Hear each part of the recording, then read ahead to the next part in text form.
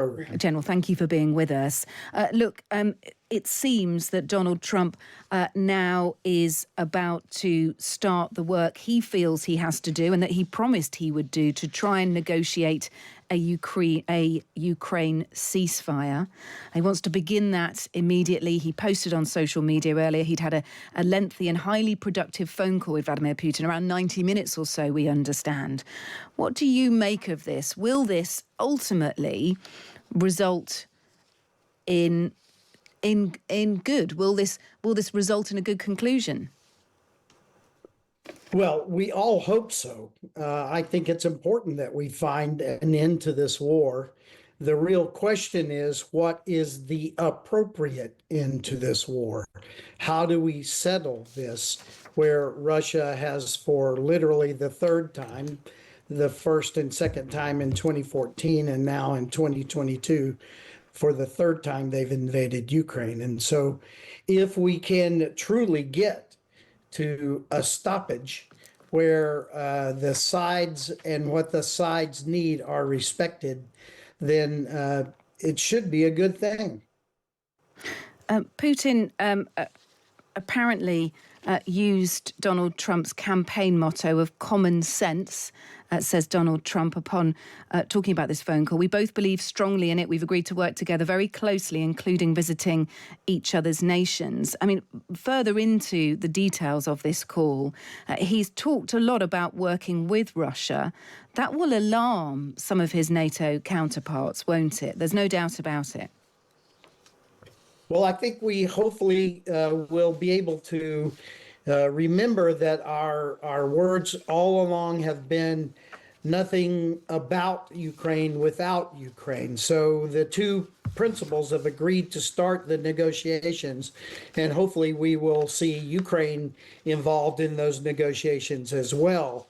Since they are the aggrieved party, Russia invaded them.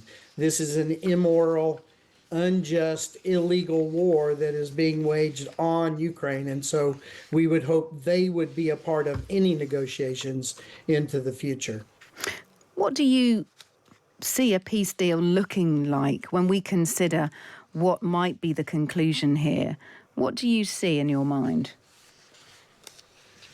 Well, there's what should happen, and then there is what probably will happen. You heard Secretary Hegseth say that trying to get back to the pre-war borders is probably a no-go in the short term, and common sense would say that is correct. But what we should never do is agree that the land that Russia has invaded and seized is Russian. It is Ukrainian, and it will always be sovereign Ukrainian land, and we should never acknowledge that it is Russian land, much like the Baltics, which for decades many in the world assumed they were Russian. And we in the West and we in the United States never accepted that. And now we see many decades later that the Balkans are again a part of the West. So if we are unable to reestablish the lines that are truly Ukrainian sovereign land now, we should never accept that they're anything except for Ukrainian land.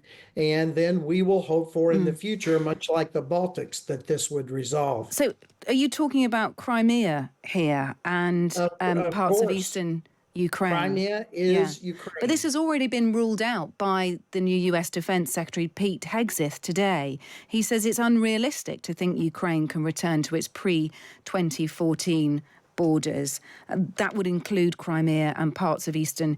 That's correct. That's exactly what he said.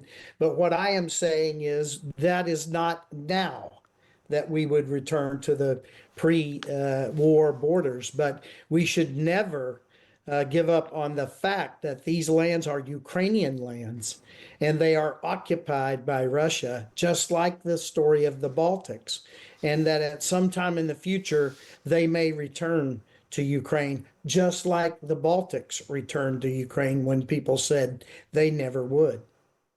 Look, do European nations, and there was a big emphasis from Pete Hegseth today on the fact that actually they want to empower Europe. Their priority in terms of the relationship, this is the US and other European Western countries in NATO, they want to empower Europe to own responsibility for its security. We can no longer guarantee the security of Europe effectively. So does this leave European nations with no other choice but to increase defence spending? Well, first, let's talk about those words. I think we're going to have to let these things are breaking so fast today. It's hard to keep up with them. It surely is. We're going to have to figure out what those words mean, because remember that the United States is a member of NATO, and United States has Article 5 commitments to NATO and its allies. So we've got to get a little time here to understand what Secretary Hegseth is trying to say. I do believe that the intention of this kind of rhetoric is to continue to work on Europe to be better able to defend itself. Very few people really understand what Article 3 means. We all latch on to Article 5.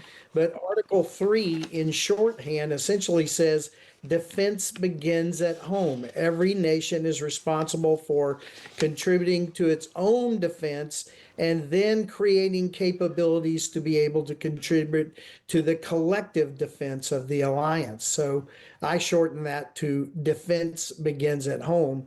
And I believe some of this rhetoric is continuing to put pressure on some of the allies who are yet to even meet the 2% that they promised to do way back when I was the SACEUR. Article 5, of course, of NATO says an armed attack on one member is considered an attack on all.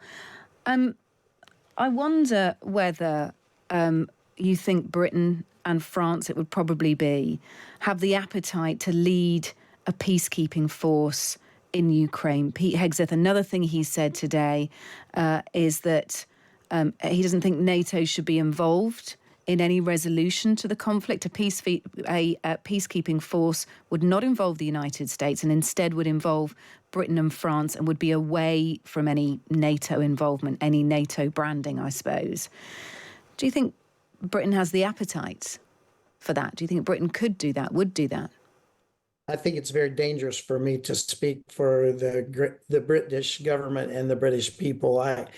I think that France and Great Britain are capable of doing this, and I think that NATO's force structure is capable of doing the missions that would be required. Remember that Russia's army has proven not to be 10 feet tall, maybe 5'2" or something. They have done very poorly in Russia. Their Air Force has underperformed its mission.